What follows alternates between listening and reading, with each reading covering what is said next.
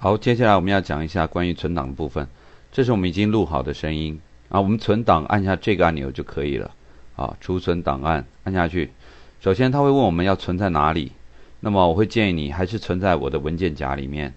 然后呢，先建立一个资料夹，好，比如说叫做我的录音。好，我们点一下旁边完成了这个资料夹的输入名称。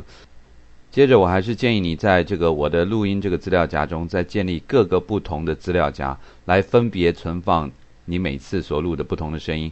那每一个声音之中，也许你也会需要混音啊什么的，你都把它放在同一个资料夹里面，将来这样比较好整理。比如说这个资料夹我是用来测试用的，好，所以我命名为00测试用。好，完成录音以后，我再一次点进去，然后再在这里输入一个档案名称，比如说叫做01好了啊，001。那我们存档的时候，存档的类型我们可以再做一个选择，比如说这是波形。好，首先呢，这个工具预设就是波形。那么什么叫波形呢？它就把你所录下的声音啊，它的波长、强度、振幅所整个记录下来。那它的好处是它是没有任何压缩的，可是它的缺点却是档案会变比较大。那如果这个声音我们将来还需要编辑的话，会建议你直接就存成波形。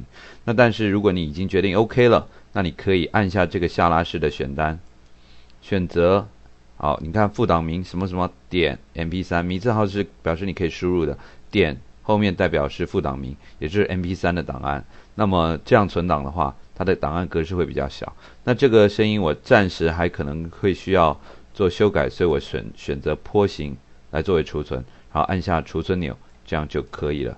好，速度很快，也很简单啊，你可以试试看。